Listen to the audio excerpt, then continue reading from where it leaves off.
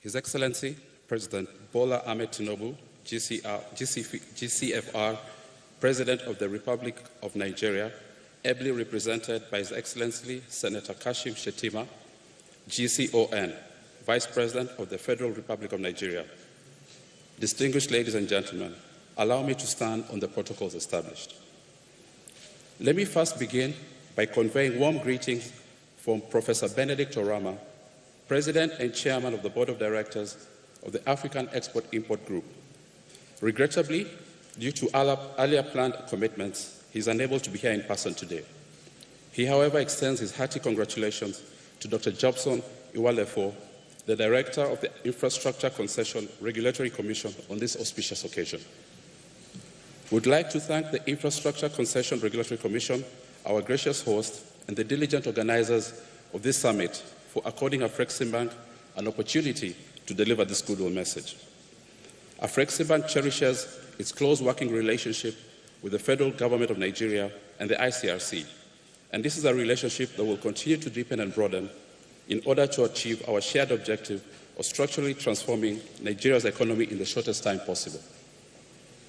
The theme of the summit, Unlocking Nigeria's Economic Growth, the role of the public-private partnerships in delivering the renewed hope agenda, is apt and timely. Government has limited fiscal space and on its own is not in a position to finance the critical trade-enabling infrastructure that will spur inclusive and sustainable economic development. It is in this context that we're encouraged by the steps the federal government of Nigeria, under the leadership of President Tinubu, has undertaken and implemented. These bold market reforms have positioned the country well to withstand external shocks. It is such market-friendly policies that will make Nigeria an even more attractive investment destination. Distinguished ladies and gentlemen, I'm happy to acknowledge the presence of the head of state, ably represented by His Excellency Senator Kashim Shettima, GCON, at the summit today. This is a clear testament and demonstration of the commitment that the federal government of Nigeria places on PPPs as a critical enabler towards unlocking development impact. We thank you, Your Excellency, for making time from your very busy schedule to be with us today. With this clear demonstration of commitment from the federal government of Nigeria, the onus is now on the development financial institution to complement government's efforts and scale up our intervention. We too need to be bold and put at the disposal of the private sector our full array of products and services in order to draw in their much-needed investments into Nigeria. It is through working closely with the private sector that we can access their deep pools of capital, tap into the entrepreneurial drive and innovation to create quality jobs, boost exports, generate foreign exchange earnings, and ensure overall economic development. So this begs the question, what are we at Afriximbank doing to support Nigeria to drive the adoption of PPPs? Afriximbank has been active in Nigeria since its inception. Afriximbank has disbursed over $50 billion in Nigeria, catalyzing investments in various sectors, including energy, transport and logistics, manufacturing, healthcare, and financial services. Afriximbank is not only financing third-party projects on the continent, but we're also venturing upstream to co-create, develop, and implement strategic initiatives on its own account in order to bridge these critical infrastructure gaps. Some of the PPP projects the bank has developed on its own account are here in Nigeria. These include the recently commissioned African Medical Center of Excellence, located here in Abuja. This specialized healthcare facility is focused on delivering world-class care in oncology, hematology, cardiovascular care, and general healthcare. The facility, initially with 170 beds, plans to expand to 500 beds and features a stem cell laboratory, 50 stem cell isolation rooms, 5 theaters, and a 20-bed intensive care unit. The AMC aims to reduce medical tourism by providing advanced procedures and treatments, as well as tackling the healthcare brain drain and create employment opportunities. When fully developed, this investment is expected to be just under $1 billion. The bank has also operationalized the African Quality Assurance Center in Ogun State.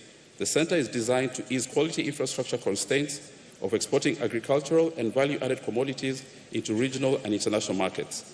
Similar projects are being developed on the bank's account in Imo State and Kaduna. The development of commissioning of these projects would not have been possible without the support of the federal government of Nigeria and the federal states involved. The development and implementation of these projects is a clear manifestation to any astute investor that PPPs work and that Nigeria is ready for business. The demonstration effects from these projects will act as a lightning rod to attract both local and global investors to enter into public-private partnerships with Nigeria. Distinguished ladies and gentlemen, in order to ensure that these project developers and sponsors can access funds from Afriximbank, I would like to highlight 3 products that they can tap into to enhance the likelihood of success in the development and implementation of PPP projects. The first one is project preparation.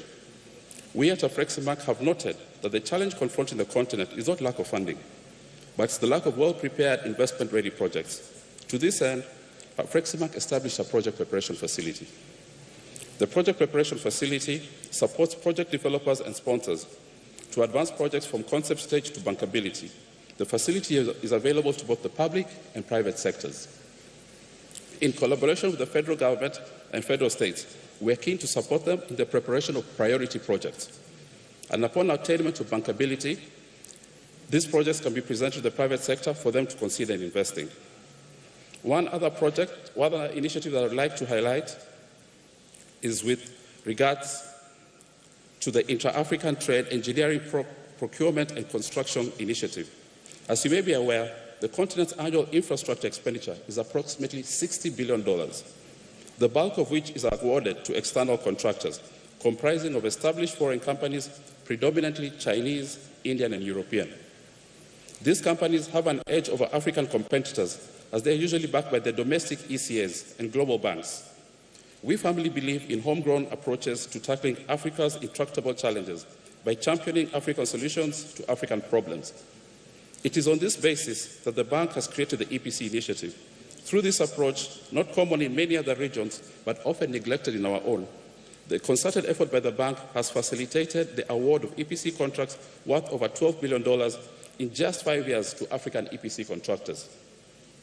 Esteemed entities such as El Swidi, Orascom, Arab Contractors, Hassan Alam, Motor Angel, Koira, Gaita, and Kojeb International SA are some of the few to have benefited from this particular intervention. The EPC initiative is poised to set new benchmarks and catalyze African-led investment for African-led growth. We welcome Nigerian EPC contractors to partner with the bank and access this facility to support their participation in PPP projects. Distinguished ladies and gentlemen, as I conclude, I would like to highlight that no one stakeholder can bridge Nigeria's infrastructure deficit on their own. The PPP approach is the ideal path to be pursued, as it brings together all key stakeholders in both the public and private sectors working together in a coordinated manner. On our end, as financial institutions, we aim to collaborate and complement each other and leverage each other's strengths to support the ICRC advanced projects. I believe that by doing so, we'll have played our catalytical role in unlocking Nigeria's potential and delivering the government's renewed hope agenda in a timely manner. Last but not least, Afriximbank will be hosting its annual meetings in Abuja next week from the 25th to 28th June 2025. We welcome you all to attend this event. I thank you all for your attention.